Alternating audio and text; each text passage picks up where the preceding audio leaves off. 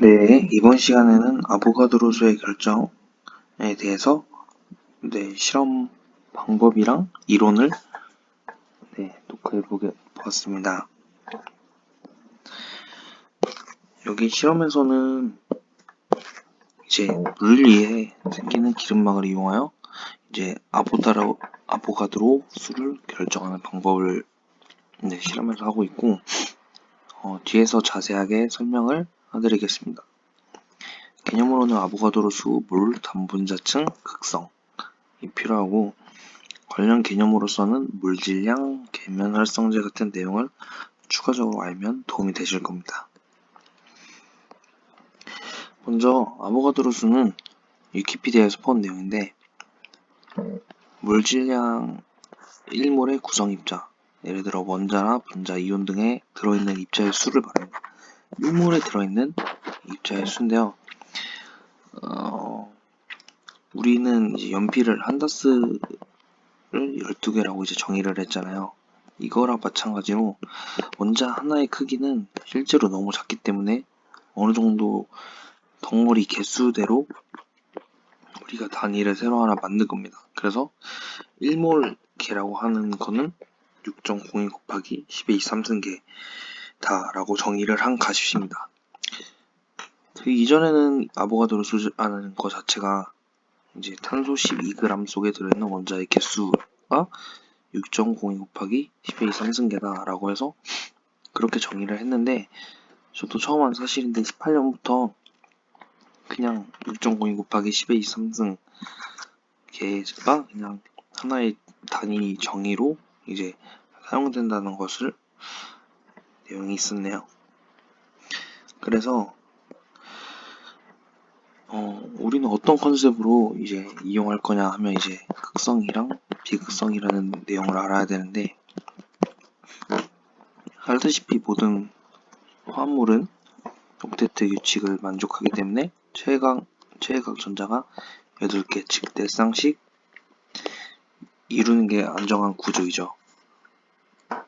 일반적으로 아는 화합물에서.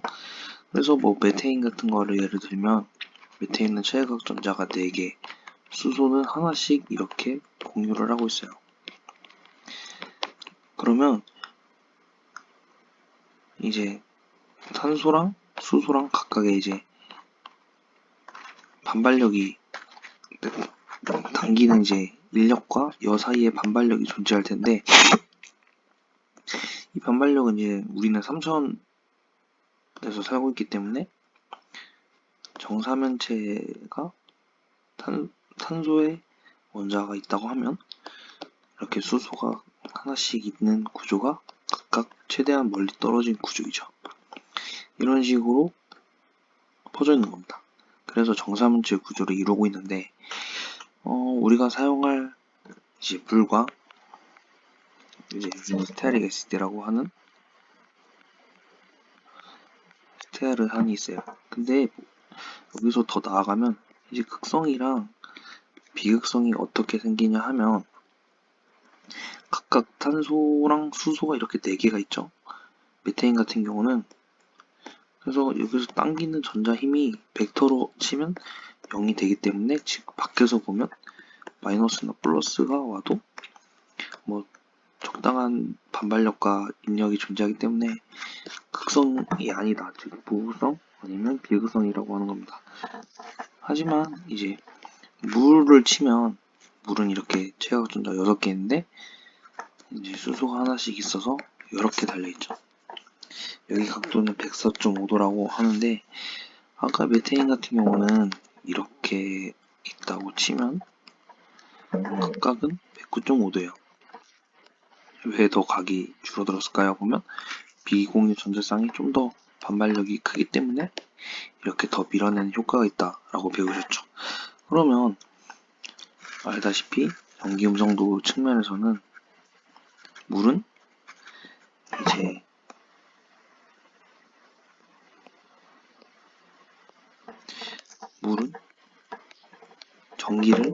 전자를 당기죠.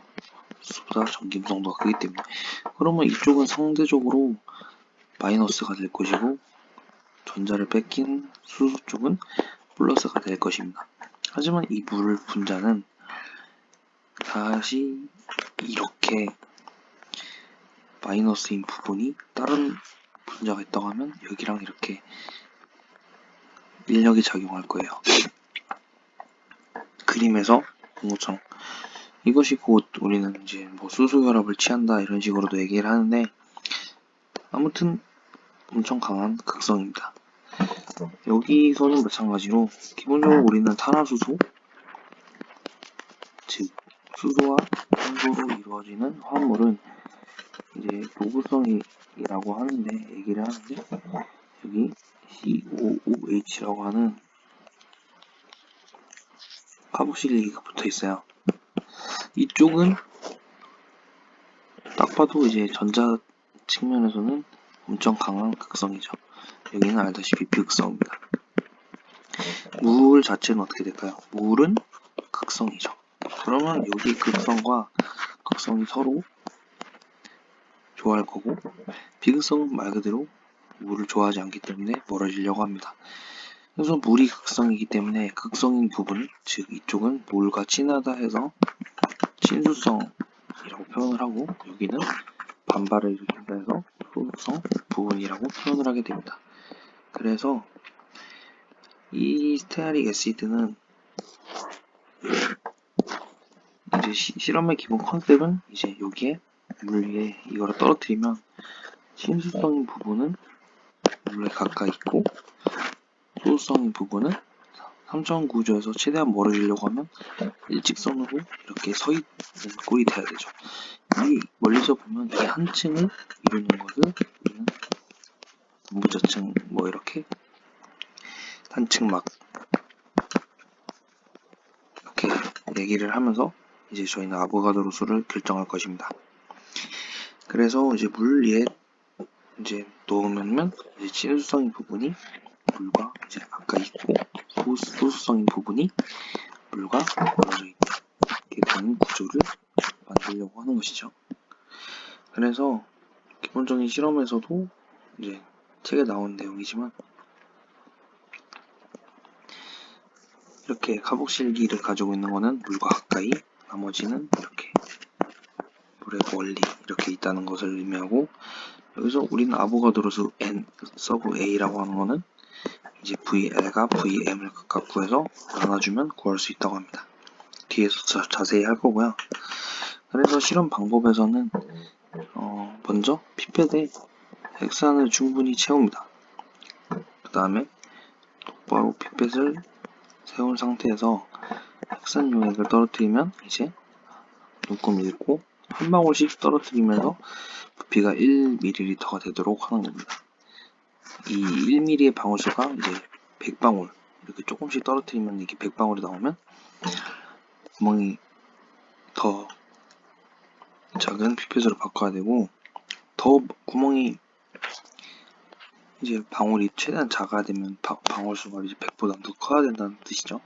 그래서 똑바로 세워야 됩니다. 똑바로 세워야 되는 이유는 여기 나와 있겠지만 방울의 부피가 달라집니다. 왜냐하면 이렇게 피펫을 해놓고 이제 기름을 떨어뜨리는데, 이만큼 떨어졌을 때 보통 무게 때문에 이렇게 중력이 작용할 테고, 여기서 이제 어느 정도의 인력이 작용할 텐데 떨어지게 되죠. 하지만 기울이게 되면 어떻게 될까요? 그 맞닿은 부분이 더 많아짐에 따라 좀 더 무거운 방울수, 즉 무게가 더 커져야지 중력과 여기에 인력을 이겨내어 떨어지게 되는 겁니다. 그래서 부피가 달라지기 때문에 똑바로 세워야 되는 것이 맞고요. 큰 물통에 이제 물을 채우고 잔잔해질 때까지 기다립니다. 그래서 송화가루를 떠서 이제 원형으로 만드는 겁니다. 이것은 송화가루 역할은 뭐 크게 중요한 건 아닌데, 이제 물도 투명색, 기름이 투명색이라고 하면 이렇게 층을 형성해가지고 잘 뿌린다고 했을 때 잘 보이지가 않죠. 그래서 송화가루에 노란색을 뿌려놓고 기름을 뿌리면 좀 더 가시적으로 잘 측정하기 위해서 이제 송화가루를 하라고 한 거고요. 그래서 이제 스테아릭 애시드는 0.01에서 0.02g을 핵산에 녹여서 소각가루가 퍼져있는 한가운데에 떨어뜨립니다. 그러면 경계면을 쉽게 구분할 수 있을 것이다. 이것이 이제 소각가루 역할이죠. 그 다음에 원형으로 퍼진 다음 분자층의 직경을 측정하는데, 원형이 아닌 경우에는 여러 번 측정해서 평균값을 얻습니다. 즉, 정확히 원형이 되면 이제 넓이를 구한다고 하면 4분의 파이 d제곱으로 구하겠지만, 타원형이 된다고 했을 때 이런 식으로 여러 번 대각선 넓이를 측정해서 측정한 횟수만큼 더해서 나눠주면 평균값이 되고, 그것의 넓이가 여기랑 근사하게 된다는 의미입니다. 그래서 이제 다음 영상에서는 이제 실험 결과를 이제 데이터를 가지고 각각의 이제 계산하는 법을 알려주고, 이제 아보가드로수가 어떻게 유도되는지에 대해서 영상을 찍어보도록 하겠습니다. 감사합니다.